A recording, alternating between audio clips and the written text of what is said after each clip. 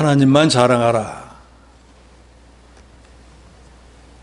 이 고린도전서 3장에서 1장에서 이미 얘기되었던 고린도 교회의 문제, 당파를 짓고 자기가 좋아하는 교육자만 최고다. 그러면서 다른 교육자를 멸시하고 그것 때문에 교회 안에서 서로 싸우고 다투는 그런 일이 일어났습니다. 그래서 사도 바울은 이 고린도전서 3장을 통해서 우리가 자랑하고 우리가 영광을 돌릴 대상은 하나님뿐이지, 그 사역자들은 오늘 본문에도 나오지만 하나님이 쓰시는 종일 뿐인 거예요. 1절에서 9절까지 종파주의자는 육신에 속한 자다라는 것을 말하고 있습니다. 종파주의자, 즉 당을 지어서 그 당에 들어가서 자기가 좋아하는 사람을 섬기려고 하는 그런 사람은 육신에 속한 자라 바울은 말하고 있습니다. 1절에 형제들아, 내가 신령한 자들을 대한 것 같이 너에게 말할 수 없어서 육신에 속한 자 곧 그리스도 안에서 어린아이를 대한 것 같이 하노라 그랬습니다. 바울이 고린도 교인들을 육신에 속한 자, 어린아이 같이 대했다 그랬습니다. 그래서 당연히 영에 속한 자로 대접을 해야 되는데 실력이 영에 속한 자가 되지 못했기 때문에 영에 속한 자처럼 장성한 자처럼 대하면은 그게 무슨 말인지 알아듣지도 못하고 깨닫지도 못하고 이해하지도 못하기 때문에 어쩔 수 없이 믿은 연조나 여러 가지 면을 보면 마땅히 영의 사람이 돼 있어야에도 불구하고 어린아이 신앙 수준에 머물러 있기 때문에 어쩔 수 없이 어린아이를 대한 것 같이 대할 수밖에 없었다라고 말했습니다.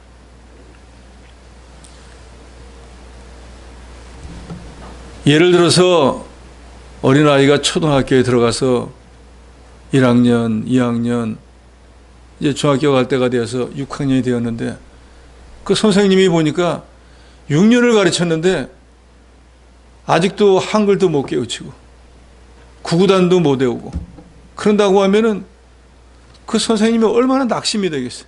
도대체 내가 뭘 가르친, 이 어떻게 가르쳤으면 이 아이가 이것밖에 안 됐을까 하고 너무너무 안타깝지 않겠어요? 그런데 그 아이에게 이미 구구단부터 뭐 한글, 영어 알파벳 다 하는 걸 가르친다고 하면 그 아이가 어떻게 감당을 하겠어요? 무슨 소리 알아먹지도 못하고. 그래서 어쩔 수 없이 사도 바울이 어린아이처럼 고린도 교회를 대했는데 그 어린아이라는 것이 영적으로 볼 때 육신에 속한 자다 그 말이에요.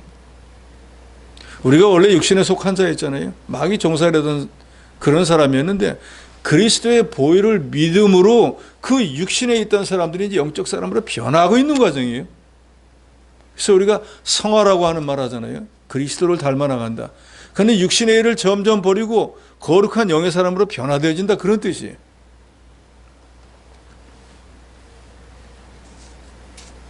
육신에 속한 자, 즉 어린아이의 특징은 뭔가? 단단한 음식을 못 먹습니다. 아니, 젖먹이에다가 딱딱한 고기를 주면 그 아이가 그거 먹겠어요? 이가 없는데 어떻게 먹겠습니까? 그러니까 어쩔 수 없이 그 아이에게는 젖을 먹일 수밖에 없어요. 아니면 뭐 좀 딱딱한 거 다 갈아가지고 죽처럼 돼서 그냥 씹을 것도 없이 삼킬, 그렇게밖에 줄 수가 없다 그 말이에요.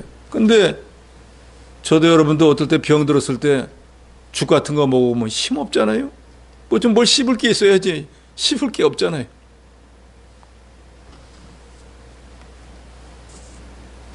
어린 아이들은 그 육신의 체력상 단단한 걸 먹을 위치에 있지 않습니다.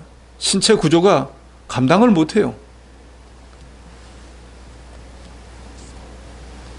그래서 사도 바울이 안타까운 마음으로 어린아이처럼 대할 수밖에 없었다 그랬습니다. 그래서 2절에 보면 내가 너희를 젖으로 먹이고 밥으로 아니하였노니 이는 너희가 감당하지 못하였음이거니와 지금도 못하리라. 이게 문제인 거예요. 믿음이 자라나지 못했을 때는 어린아이니까 어쩔 수 없이 젖을 먹였는데 세월이 지나서 지금 젖을 띨 때가 한참 지났는데 지금도 여전히 젖밖에는 먹지 못하는 그런 신앙 상태가 되어버렸다 이 말입니다. 지금 교회에도 그런 분들이 너무나 많습니다. 세월만 보내고 신앙의 연조 자랑만 하지 진짜로 신앙의 깊이나 넓이나 정도는 처음 믿을 때나 별반 다른 게 없는 거예요. 그리고 믿은 연수만 자랑을 하는 거예요. 그게 무슨 자랑거리예요. 부끄러운 일이에요. 그건.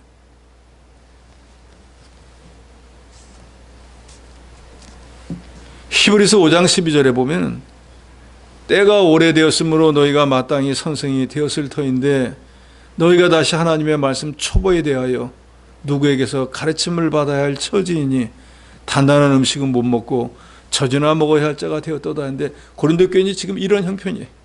세월이 오래 지났기 때문에 이제 이 사람의 여러 가지 신앙 연조를 보면은 당연히 이제 남을 가르칠 수 있는 선생이 돼야 돼. 즉 그 정도 실력을 갖춰야 된다 그 말입니다. 그런데 현실은 남을 가르치기는커녕 자기가 아직도 어린아이처럼 누구에게 배워야 된다 그 말이에요. 그래서 그걸 꼭 음식으로 비교하면 단단한 음식은 먹을 수 없는 젖이나 먹는 그런 어린아이 신앙에 머무르고 있더라 그 말입니다.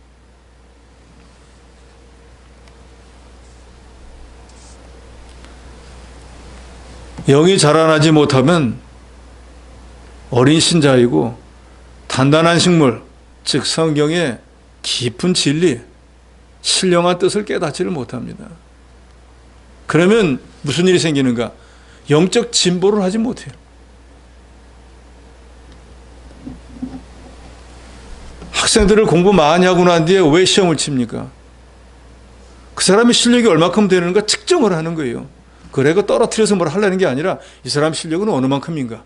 그에 맞추어서 이 사람의 실력이 어느 만큼 됐다 하면 그거보다 더 높은 과정을 공부시켜야지 밑에 걸 시킬 수는 없잖아요. 그러니까 이 사람 실력이 얼마인가를 알아보기 위해서 시험을 쳐보는 거예요. 하나님도 한 해 한 해 지나가면 저 여러분의 신앙의 실력을 테스트하십니다. 그래서 그거에 맞도록 하나님이 시험도 하고 연단도 하고 하시는 거예요. 시험도 아무나 주지도 않습니다. 분명히 성경이 이렇게 말하잖아요. 하나님 우리가 감당할 만한 시험만 준다 그랬어요. 그러니까 실력이 100점 되는 사람에게는 99점짜리 같은 시험을 줘갖고 통과할 수 있게 하지만 실력이 10점밖에 안 되는데 90점짜리 시험을 어떻게 주겠냐. 그 사람 시험에 넘어져 버리고 그런 시험은 안 주신다 그 말이에요.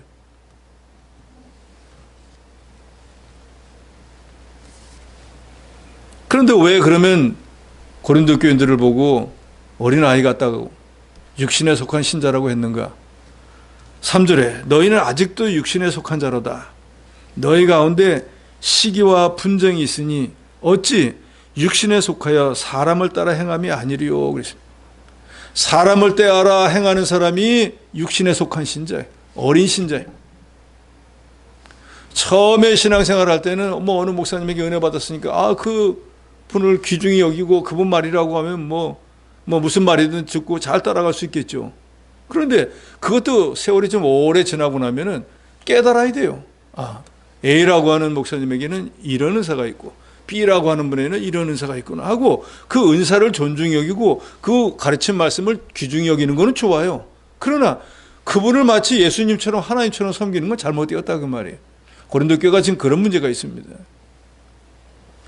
그러니까 사람을 따라 행하니까 우리는 그리스도의 말씀을 따라가고 하나님을 따라가는 사람이 돼야지 사람을 따라가는 사람이 되면 안 된다 이 말이에요. 그런데 지금 이 시대에도 사람을 따르는 사람들이 너무나 많습니다. 교회 안에 분쟁은 다 사람들 때문에 일어나는 거예요. 내가 예수님을 더 잘 섬기려고 하나님 더 잘 섬기려고 교회를 더 유쾌하게 하려고 싸우는 사람 봤습니까? 그런 교회는 없어요. 예를 들어서 왜 이렇게 나를 이렇게 잘 섬겨주십니까? 이제 그만 좀 섬겨주세요. 그래서 싸우는 사람 봤습니까? 자기를 더 사랑해주고 더 섬겨달라고 싸우지.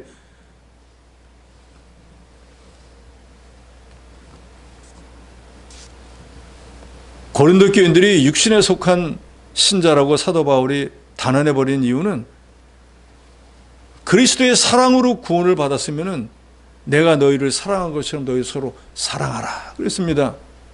예수님이 말씀하신 거잖아요. 그러니까 정말로 내가 예수의 사랑으로 구원받은 사람인 것을 안다고 하면은 하나님 사랑과 이웃 사랑이 우리 기독교의 근본적인 제일 중요한 강력 핵심이잖아요. 그리고 베드로서에도 있지만 사랑은 허다한 허물을 가린다 그랬어요. 그러지 않습니까? 그러면 정말로 그리스도의 사랑을 깨달아서 구원받은 사람이라고 하면 그리스도께서 우리에게 주신 유일한 계명이 뭡니까? 예? 내가 너희를 사랑한 것처럼 너희도 서로 사랑하라는 게 우리에게 주신 유일한 계명이에요. 구약시대는 계명을 10개나 주었지만 신약시대 예수님 딱 한 가지밖에 안 주셨습니다. 내가 너희를 사랑한 것처럼, 너희를 위해서 내 생명을 준 것처럼 너희도 내 이웃을 내 몸처럼 사랑해줘. 그런다고 하면은 정말로 고린도 교인들이 이걸 깨달았다고 하면은 이 원리를 사도 바울을 통해서 아니면 아볼로를 통해서 게바를 통해서 깨달았다고 하면은 게바를 사랑하고 사도 바울을 사랑하고 아볼로를 사랑하는 건 가르치는 인도자로서 사랑한 것뿐이고 정말로 사랑해야 될 것은 우리에게 목숨까지도 내어준 우리 주 예수 그리스도를 사랑해야 돼. 그의 말씀을 사랑해야 돼요. 그의 몸인 교회를 사랑해야 된다 그 말이에요. 그런데 지금 고린도께서 분란이 일어난 것은 하나님을 사랑하고 말씀을 사랑하고 예수님을 사랑하고 교회를 사랑해서 지금 분란이 일어난 게 아니고 그 말씀을 전해주러 온 그 몇몇 사람이 제일이다, 내 마음에 든다, 다른 사람은 아니라 해서 분란과 시기와 쟁투가 일어난 걸 보니까 바울이 너희는 아직도 육신에 속한 사람, 그리스도의 사랑이 뭔지를 깨닫지를 못한 사람이다. 엄격히 따지면 너희는 아직 구원받지 못한 사람이다 라고 사도 바울이 책망을 했습니다.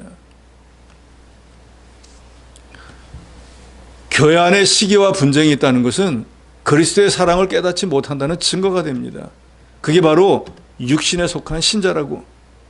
그게 바로 어린 신자예요. 뭐가 뭔지를 모르니까요. 아직도 세상에 있었을 때 그 여러 가지 썩어져가는 구습을 쫓던 관습을 버리지를 못했으니까요. 지금 내가 어디에 발을 딛고 있는지를 모르는 거예요. 교회는 세상 안에 있지만 이 교회는 천국의 모형입니다. 그러니까 세상 안에 있어도 교회는 천국의 모형, 천국과 방벌하다 그 말이에요. 그래서 저도 여러분도 세상에 있다가 교회 문을 열고 들어오면은 여기는 지금 천국인 거예요.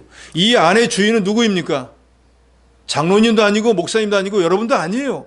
이 교회의 주인은 누구예요? 우리를 구원하신 우리 주 예수 그리스도 하나님뿐이에요. 이 안에서는 누가 영광을 받아야 됩니까? 이 안에서 영광을 받으시면 딱 한 분밖에 없어요. 피로 값주고 우리를 위해서 희생해 주신 예수 그리스도 외에는 없어요. 여기서는 누굴 기쁘게 해야 됩니까? 여기서는 우리를 구원하신 우리 주 예수님만 기쁘게 해야 되는 곳이에요. 세상에 나가면은 가정에서 뭐 아내는 남편을, 남편은 아내를, 자식을, 아니면 직장에 가면 직원들을, 사장님을 기쁘게 해야 되겠지만 이 예배당에 들어와서는 여기에서는 딱 한 분만 영광을 받으시고 한 분만 기쁘시게 하면 되는 거예요. 그런데 많은 성도들이 세상에 이것이 젖어 있어가지고 예배당에 와서도 여전히 목사를 기쁘게 하려고 하고 장로를 기쁘게 하려고 하고 하나님을 뒷전에 두고 사람을 먼저 따라가려고 하는 이게 문제다 그 말이에요.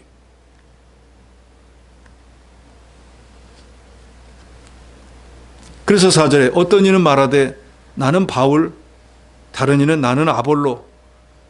이걸 보니까 너희가 아직도 육신의 사람인 것이 분명하다.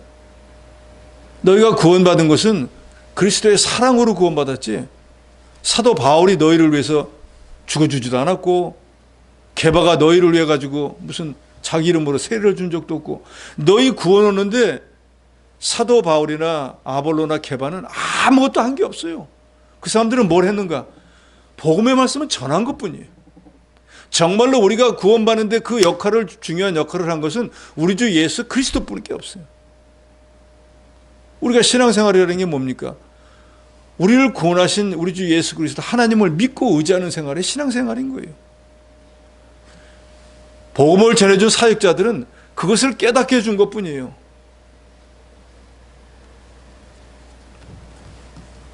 그래서 5절에 바울이 말합니다. 그런즉 아볼로는 무엇이며 바울은 무엇이냐? 그들은 주께서 각각 주신 대로 너에게 하여금 믿게 한 사역자들이니라. 너희가 그렇게 신주단지 모시듯이 우리는 난 아볼로야, 난 게바야 하는 그 아볼로나 게바나 바울은 하나님이 복음을 전해주라고 보낸 사역자일 뿐이라 그 말이에요. 우리가 하나님을 주인으로 생각하면은 우리가 종이잖아요. 복음을 믿으라고 보낸 종일 뿐이라 그 말이에요. 그런데 그 종을 하나님처럼 여기니까 이것이 아직도 깨닫지 못한 육에 속한 신자라는 것을 바울이 말하고 있습니다. 그래서 그 사역자들이 한 일이 뭔가 6절에 사도 바울 자신은 심었고 아볼로는 물을 주고, 그러니까 사역자들이 한 일은 뭐예요? 어디 가서 복음을 전해라, 교회를 세워라 해서 바울은 가서 그 말씀 순종해서 복음의 씨앗을 뿌렸어요. 그래서 교회가 생겼습니다. 그리고 교인이 모였습니다. 그랬더니 아볼로가 와가지고 하나님의 말씀대로 교인을 가르쳤어요. 그러니까 아볼로가 되었든 사도 바울이 되었든 자기들이 하나님처럼 자기가 모든 구원 계획을 세워서 가가지고 한 일이 아니고, 하나님께서 너는 가서 복음을 전해라, 예, 순종해서 복음을 전한 것뿐이고 너는 가서 가르쳐라 해서 가르친 것뿐이라 그 말이에요. 그러니까 아볼로가 되었든 사도 바울이 되었든 게바가 되었든 너희가 구원받은 그 구원에 있어서 아무것도 한 것이 없이 그저 하나님의 명령대로 일을 한 것뿐이다 라는 것을 바울이 말하고 있습니다. 그래서 그 하나님의 일을 순종해서 한 것뿐이고, 6절 하반절에 오직 하나님께서 자라나게 하셨나니 그랬습니다. 그러면서 7절에 심는 이나 물 주는 이는 아무것도 아니로되 오직 자라나게 하시는 이는 하나님 뿐이니라. 자라나게 하는 것은 하나님의, 아무리 위대한 모세가 와가지고 여호수아가 가서 여러분을 가르친다고 해도 가르친 것뿐이지 그 가르침을 정말로 받아가지고 그 사람이 만들어지는 것은 하나님이 되게 해주셔야 되는 일이라 그 말. 그러니까 우리는 사모하는 마음을 가지고 자라나려고 애를 써야 되는 거예요. 사역자들은 그 사람들이 자라날 수 있도록 가르쳐줘야 돼요. 양육해야 된다 그 말이에요. 그러나 그 사람들이 가르쳤다고 해서 그대로 만들어지는 건 아니라 그 말이에요. 오직 여러분의 믿음이 자라나게 하시는 분은 하나님이신 거예요. 그래서 사모하는 영혼을 만족해 하시고 출인 영혼에게 좋은 곳으로 주신다고 하잖아요. 그러니까 하나님의 밭이 된 우리 성도, 저와 여러분은 자라나려고 애를 써야 된다 그 말이에요. 아이 뭐 때가 되면 대충 되겠지 해서 되는 일이 아니에요. 시계추처럼 날마다 왔다 갔다만 해봐요. 수십 년을 해도 믿음 자라나지 않습니다. 믿음은 어떻게 자라납니까? 그리스도의 말씀을 들어야 되잖아요. 오는 것도 중요하죠. 와서 귀를 모으고 주목해서 하나님 말씀을 들어야 된다 그 말이에요. 그런 수고와 노력이 없으면 믿음은 자라나지 못해요.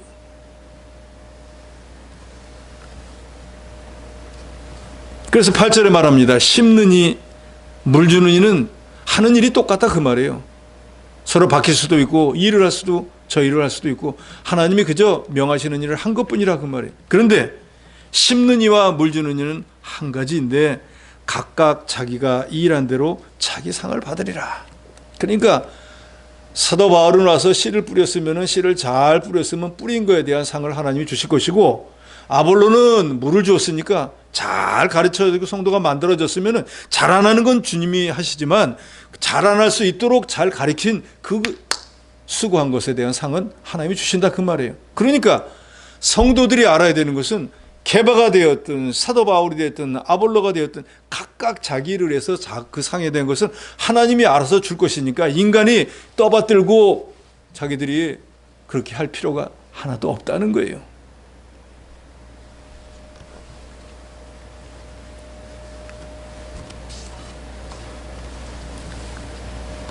그래서 너희가 육의 사람이다 라 그랬을 때 너희가 세상 사람과 다를 게 뭐냐 이런 뜻이. 이 말에 우리가 심상히 생각해야 됩니다. 내가 수십 년을 예수를 믿었는데 고린도 교인처럼 너희가 아직도 육의 사람이다 그러면 너희가 세상 사람과 다를 게 뭐냐? 내가 교회 수십 년 신앙생활을 하고 내가 집사하고 권사가 되는데 세상 사람과 다를 게 뭐냐? 라고 주님이 저와 여러분에게 묻는다고 하면 우리가 지금까지 한 신앙생활이 뭐예요? 아무것도 안 했다는 거잖아요.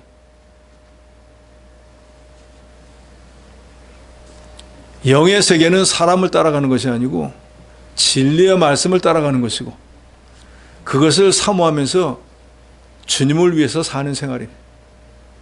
어떤 이유로든지 교회 안에서 당파를 짓고 다툼을 일으키는 사람은 구속의 은혜를 온전히 깨닫지 못한 육에 속한 어린 신자인 거예요.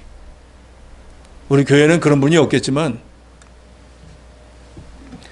사람을 따르는 사람들이 되면 안 됩니다. 갈라디아서 1장에 보면 사도 바울은 말하잖아요.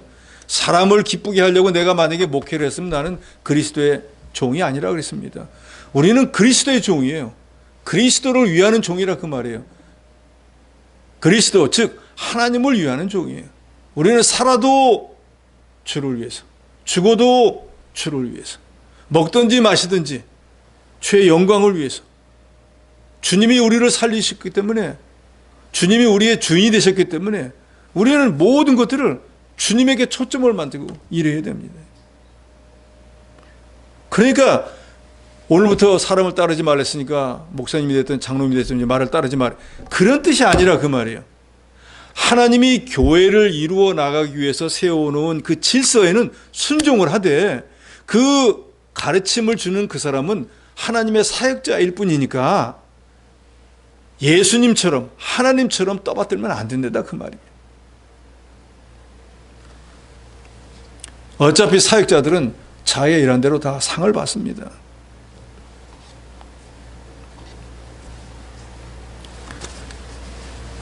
구절에서 마지막 23절까지는 그래서 사람을 자랑하지 말라 그랬습니다.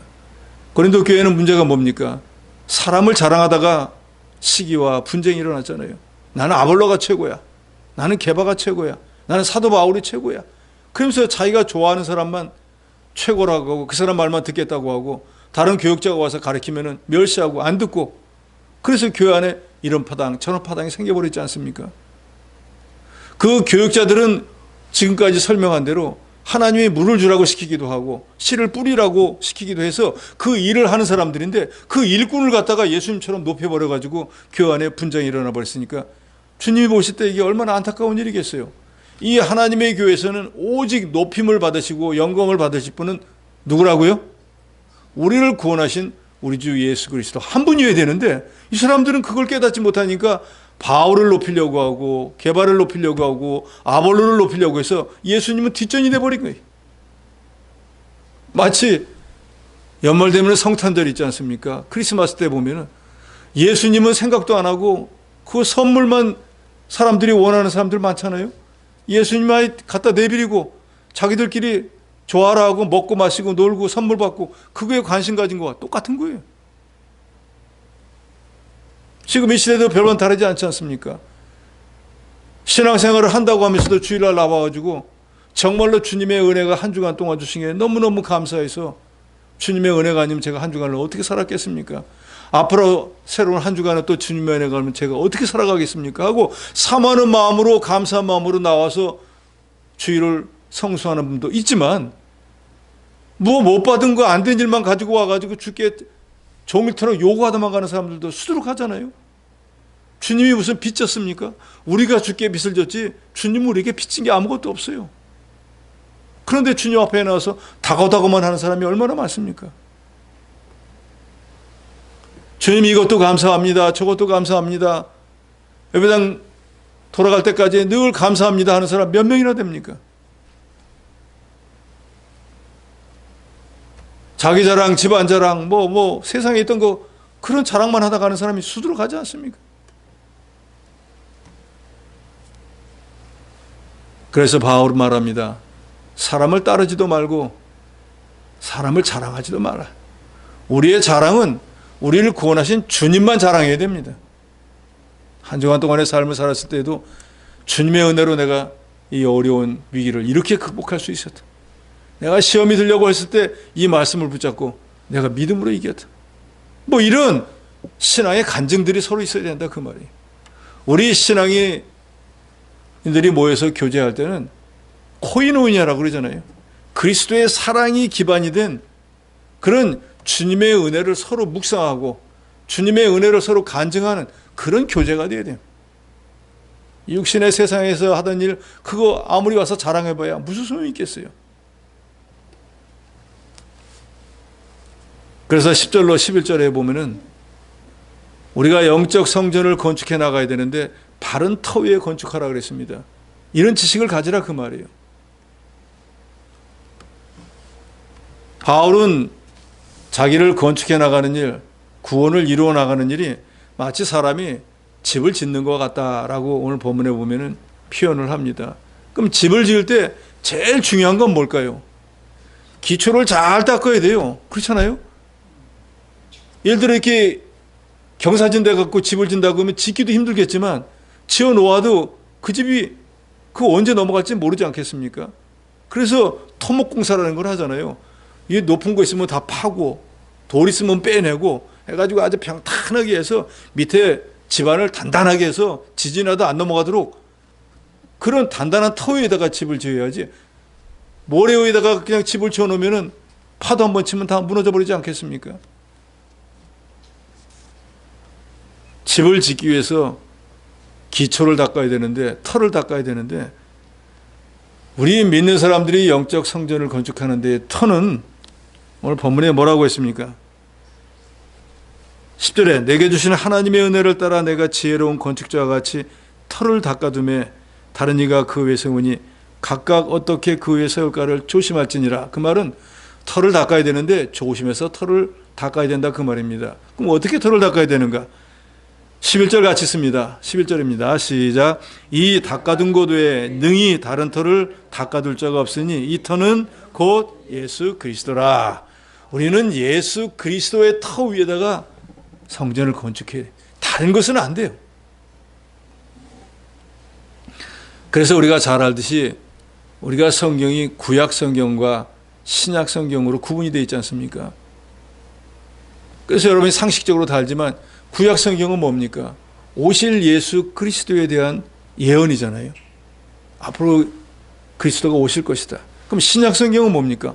오신 예수 그리스도와 다시 오실 예수 그리스도에 대한 약속이잖아요. 그러니까 결국 구약과 신약 성경을 다 합해서 보면 예수 그리스도에 대한 것이. 그러니까 우리가 이 성경 말씀 위에 우리의 터를 세우는데 결국 그게 바로 예수 그리스도 위에 터를 세우는 것이고, 과거의 선지자나 사도들이 다니면서 전하는 모든 말씀은 그리스도의 말씀 위에, 그리스도 위에 터를 세우라는 거에 딱 그 말입니다. 그래서 에베소서 2장 20절에 보면 너희는 사도들과 선지자들의 터 위에 세우심을 입은 자라 그랬는데, 여기서 말하는 사도들과 선지자들의 터라고 하는 것은 사도와 선지자들이 전한 하나님의 말씀, 즉 이 신구약 성경, 그 말씀의 그 복음으로 세우심을 받은 자다 그 말입니다. 그래서 그리스도 예수께서 친히 모퉁이 돌이 되셨느니라. 그러니까 우리가 영적 성전을 세우는 기초는 바로 우리 주 예수 그리스도 하나님의 말씀이다 그 말입니다. 그래서 성전을 짓는데 제일 중요한 것은 바로 이 그리스도의 말씀 위에 지어야 됩니다. 근데 중요한 것은 12절에서 17절에 보면 성전을 지었다, 집을 지었다 라고 하면 집이 남아 있어야 된다는 거예요. 집을 짓기는 지었는데 하나님 앞에 가서 보니까 넌 어떻게 집을 지었느냐? 제가 이렇게 지었는데요. 보니까 집이 없는 거예요. 너 집을 지었다며? 아니 제가 지었었는데요. 그래서 오늘 본문에 12절로 17절에 보면 집을 짓는 두 가지 재료가 있습니다. 그러니까 집을 짓는 사람이 두 종류의 사람이 있다는 거예요. 어떤 사람은 불에 타지 않는 재료로 집을 짓는 사람이 있고, 어떤 사람은 알든 모르든 불에 타는 재료로 집을 지은 사람이 있다는 거예요. 그래서 오늘 본문에 보니까 금이나 은이나 보석과 같이 불에 타지 않는 재료로 집을 지은 사람이 있고, 이 사람은 뭐 자기가 알았는지 모르는지 모르지만 풀이나 지피나 나무와 같이 불 붙으면 타는 그런 것으로 집을 지은 사람이 있으더라 그 말이에요. 그래서 첫 번째로 보니까 금이나 은이나 보석으로 불이 타지 않는 것으로 집을 지은 사람은 하나님이 이제 시험을 하시는데 뭘로 시험을? 불로 시험을 한다 그랬어요. 이 불은 하나님의 말씀입니다. 그러니까 우리가 육신의 눈으로 볼 때 이제 불에 타는 거 안 타는 걸 집으로 지었다 치고, 그때 하나님이 이제 불로 시험을 한다 말씀이지만 실제로 그 집이 제대로 남아있나 제대로 지어졌나를 보기 위해서 불로 시험을 했을 때 금이나 은이나 보석은 불에 타지 않으니까 아무리 불을 붙여도 타지 않고 그대로 남아있는 거예요. 그런데 풀이나 지피나 나무 같은 것은 불을 붙이니까 어떻게 될까요? 불이 붙어가 확 다 타버렸겠죠. 그러니까 처음에는 분명히 집 모양이 있었는데 불로 시험을 하니까 다 타서 없어져 버리고 금이나 은이나 보석으로 지은 것은 아무리 불을 붙여서 태우려고 해도 타지 않고 그대로 남아있으더라 하겠습니다. 근데 오늘 본문은 말합니다. 성전을 건축했다. 집을 건축했다. 이것은 하나님의 말씀대로 이 땅에서 우리가 신앙생활을 했다는 거예요. 그런데 그 신앙생활한 그 공적, 신앙생활한 그 증거물이 불로 시험을 했을 때, 즉 말씀으로 심판했을 때 남아있는 사람이 있고 남아있지 않는 사람이 있다는 거예요. 그래서 주님이 나중에 심판하실 때 공적이 남아있는 사람은 상을 주시고, 공력이 없는 사람은 하나님이 그렇게 여러 가지 은혜로 베풀어 주시고 재능도 주고 달란트도 주고 여러 가지를 다 주었는데, 어떤 사람은 남도록 신앙생활을 하는데 어떤 사람은 남지 않고 왔으니까 상을 받는 게 아니라 오히려 책망을 받는, 부끄러움을 당하게 된다는 거예요. 이 말씀을 통해서 우리가 분명히 알아야 하는 것은, 장차 우리의 본향인 하늘나라에 갔을 때 내가 정말로 하나님의 말씀대로 불에 타지 않는 재료로 주님 보시기에 금이나 은이나 보석과 같은 것으로 집을 지은 것이 확실하다고 하면은 주님으로부터 칭찬과 상급과 존귀, 영광을 받을 것이겠지만, 나는 지었다고 생각하지만 주님 보실 때 불에 다 타는 재료로 지은 사람은 결국 불 가운데서 얻은 벌거벗고 나와서 불이야 하니까 놀라서 뛰어나와서 간신히 목숨만 구원받은 사람처럼 불쌍한 사람이 되고 만다 그 말이에요. 그러니까 이 원리를 알아야 된다는 거예요. 우리가 우리의 영적 성전을 세워야 되는 것은 어떤 사람의, 내가 좋아하는 사람의 말에 근거한 것이 아니고 오직 우리를 구원하신 우리 주 예수 그리스도 하나님의 말씀 위에 세워야 되고, 그 말씀대로 세워진 것이 바로 불이나 금이나 은이나 보석과 같은 것이고, 자기 생각대로 한 것이 나무나 풀이나 지프로 세운 것과 같은 거예요. 그건 불에다 타버리고 없어져 버립니다.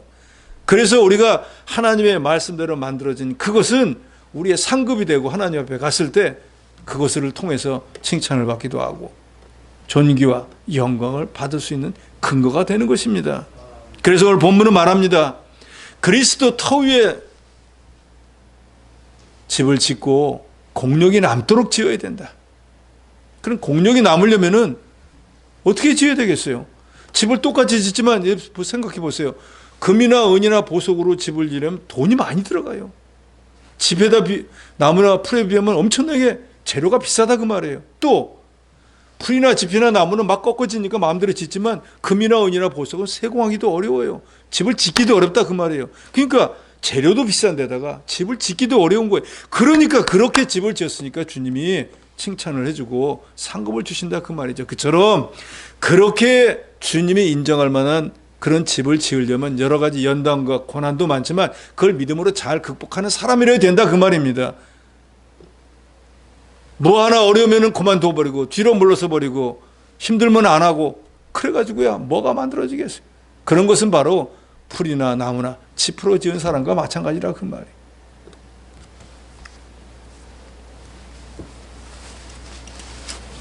사도 바울은 이 비유를 말하면서 여기 풀이나 짚이나 나무로 지은 사람 같은 사람은 지금 고린도 교회 안에서 사람을 따르고 분쟁을 일으키고 있는 육신에 속한 어린 신자라는 걸 말하고 있습니다. 그러니까 그런 신자들은 하나님 앞에 갔을 때 받을 게 없다 그 말이에요. 책망밖에는. 왜요? 주님이 원하시는 천국에서 살 만한 인격과 실력과 자격을 갖추지 못했기 때문입니다. 그래서 세운 공적이 그대로 있으면 상을 받지만 공적이 불에 타면은 해를 당한다라고 분명히 14절 15절에 말합니다. 만일 누구든지 그 위에 세운 공적이 그대로 있으면 상을 받고 누구든지 그 공적이 불타면 해를 받으리니 그러나 자신은 구원을 받되 불 가운데서 받은 것 같으리라. 여러분 경의 신앙생활을 했는데 하나님 앞에 갔을 때 주님이 금이나 은이나 보석과 같은 우리 공적이 그대로 남아있는 그런 집을 지어서 주님으로부터 수고 많이 했다. 참 잘했다. 10골을 다스려라. 하다 못하면 5골이라도 다스려라. 하고 칭찬과 상급을 받는 사람이 되어야지. 내가 너를 세상에 그렇게 오랫동안 놔두고 그렇게 많은 은혜, 그렇게 많은 은사를 주었는데 도대체 나를 위해서 한 게 뭐하냐? 라고 주님에게 책망받는다고 하면 부끄럽지 않겠습니까? 저는 날마다 그걸 기도합니다. 주님 앞에 칭찬받는 사람은 못해도 책망을 받지 않아야 돼요. 우리 교인들도 칭찬받는 사람이 되면 좋겠지만 그건 상당히 어려운 일이니까 최소한도 책망을 받지 않도록 가르쳐야겠다. 날마다 그렇게 결심을 하고 저 자신도 그렇게 되려고 하고 여러분에게도 그렇게 전하고 있습니다. 그런데 오늘 본문에 분명히 말했지만 자라나게 하는 것은 하나님이니까 저는 그렇게 전하지만 되어지는지 안 되어지는지는 하나님에게 달려있으니까 그렇게 되게 해달라고 간구하는 것뿐인데 여러분 자신이 그렇게 자라날 수 있도록 해달라고 주님 앞에 간절히 간구하셔야 됩니다.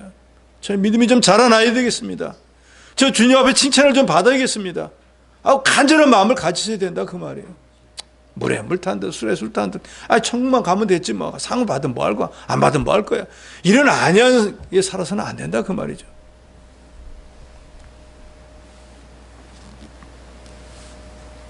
16절에 너희가 하나님의 성전인 것 하나님의 성령이 너희 안에 계신 것을 알지 못하냐. 우리는 예수를 구주로 믿고 난 뒤에 거듭거듭 말씀드리지만 우리 육신도 내 것이 아니고 우리 영혼도 내 것이 아니고 모든 것이 주님의 것이.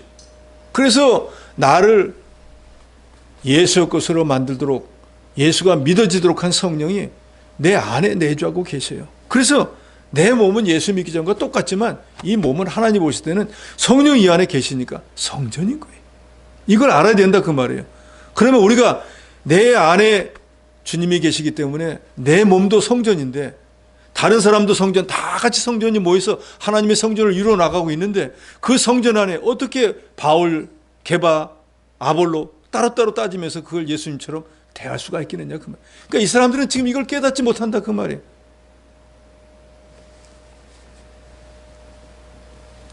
누구든지 하나님의 성전을 더럽히면 하나님이 그 사람을 멸하시리라. 하나님의 성전은 거룩하니 너희도 그러하리라. 우리는 이 거룩한 영혼과 거룩한 육신의 몸 성전을 가지고 하나님을 높이는 일에 써야 된다. 사람을 높이는 일에 쓰면 안 됩니다.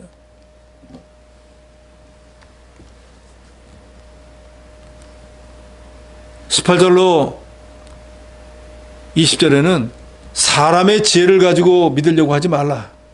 사람의 지혜를 따라가지 말라 그 말이에요. 그래서 예수께서 제일 먼저 그렇게 말씀하시잖아요. 너희가 나를 따라오려거든 하면서 제일 먼저 무슨 말씀을 하시죠? 너희가 나를 따라오려거든 너희가 내 제자가 되고 싶으면 자기를 부인하라 그랬잖아요. 자기를 부인한다는 건 뭐예요?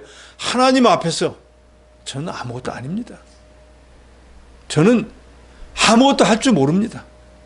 저는 아무 힘도 없습니다. 그럼 뭐예요?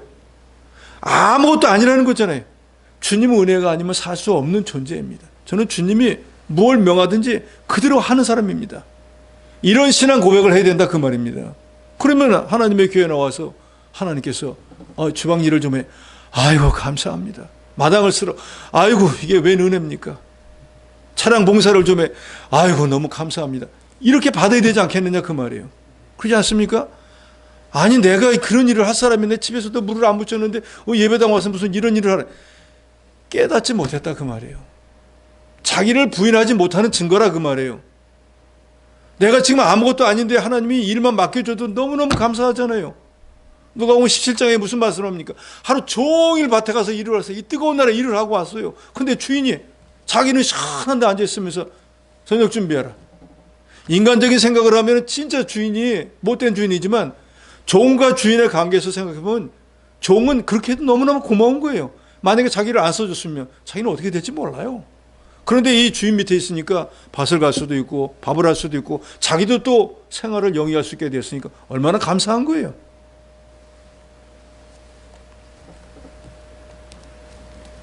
(19절에) 이 세상 지혜는 하나님께 어리석은 것이니 기록된 바 하나님은 지혜 있는 자들로 하여금 자기 꾀에 빠지게 하시느니라 하였고 주께서는 지혜 있는 자들의 생각을 헛것으로 하신다 하였느니라. 그러니까 뭔가 좀 지혜로운 사람이 뭐라고 하면 그 사람을 따라가는 어리석은 자가 되지 말라 그 말이에요. 그런 사람의 지혜는 하나님과 비교하면 아무것도 아니기 때문에.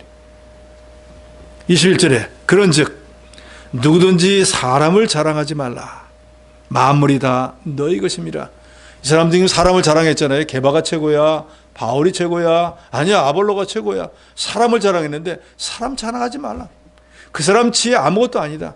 그 사람이 와서 너에게 복음을 전하고 내가 가서 너에게 전하라고 명령해서 간 것뿐이야.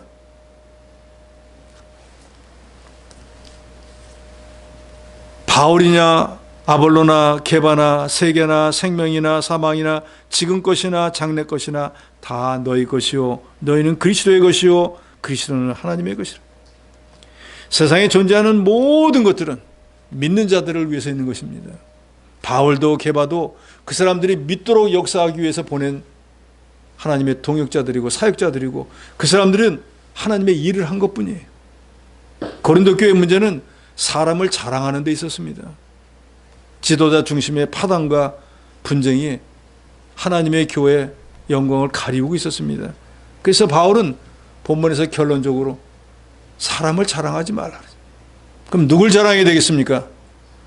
이 모든 것을 배후에서 역사하시고 나로 예수 믿게 하시고 하나님의 교회를 섬기게 하시고 그런 종들을 보내주신 하나님을 자랑해야 된다 그 말이에요. 정말로 고린도 교인들이 어른의 신앙을 가졌다고 하면 우리에게 이렇게 참 좋은 사도 바울을 보내주시고 아볼로도 보내주시고 게바도 보내주신 하나님 너무너무 감사합니다. 이런 믿음의 교회가 되었어야 된다 그 말이에요. 난 누가 좋아 난 그 사람을 위해 가지고 당파를 만들고 그 사람만 섬길 거야. 이런 어리석은 자들이 되지 않았을 것이라 그 말이에요. 왜요? 그 사람들은 하나님이 보낸 종이로 하나님의 일을 했으니까 하나님이 알아서 그 사람들에게 상을 줄 거예요. 그러니까 내가 그 사람을 떠받치지 않아도 하나님이 알아서 다 상 줄 건데 내가 하나님이 돼가지고 그 사람을 떠받칠 이유가 뭐가 있느냐 그 말입니다. 또 우리가 성전을 건축해 나가는 바른 터는 사도 바울의 말도 아니고 아볼로의 말도 아니고 게바의 말도 아니고 오직 하나님의 말씀인 예수 그리스도의 그 터 위에다가 우리가 불에 타지 않는 재료로 잘 성전을 건축해야지 장차 하나님 앞에 섰을 때 그 공적이 불에 타 없어지지 않아서 하나님 앞에 칭찬과 상급을 받아야 할 거예요. 그러니까 세상 지혜로 하나님 나라를 이해하려거나 행하려고 하지 말고 인간의 지혜는 버리고 성령의 도우심을 의지해야 됩니다. 그리고 하나님께서는 교회를 위해서 이 세상의 모든 걸 다 주신 거예요. 고린도 교인들이 그렇게 애지중지했던 아볼로나 게바나 사도 바울이나 다 너희들 믿음을 위해서 보내주신 거예요. 그리고 이 세상에 존재하는 모든 것들도 우리가 주의를 하기 위해서 하나님이 그 사람들은 열심으로 모아놓게 하는 거예요. 그리고 우리로 그것을 가지고 하나님의 나라를 확장하는 데 쓰도록 합니다. 그러니까 온 세상도 다 하나님의 것이고 하나님의 구원 계획 속에서 그 모든 것들이 교회와 성도들을 위해서 존재하는 것인 우리가 분명히 알고 우리는 다만 창조주시고 구세주시고 우리의 영혼을 자라나게 하시는 하나님만 자랑하고 하나님만 높이고 하나님께 감사하는 자가 되어야 된다라고 바울은 견우를 맺고 있습니다. 그렇습니다. 사람을 따르는 자가 되지 말고 사람을 자랑하는 자가 되지 말고 우리는 우리를 구원하신 우리 주 예수 그리스도만 따르고 우리 주님만 높이고 주님께만 영광을 돌리되 주의 말씀대로 잘 만들어져서 불에 타지 않는 재료로 하나님 보시기에 합당한 성전을 잘 지어서 장차 주님 앞에 섰을 때 칭찬받는 저 여러분이 되시기를 주의 이름으로 축원합니다.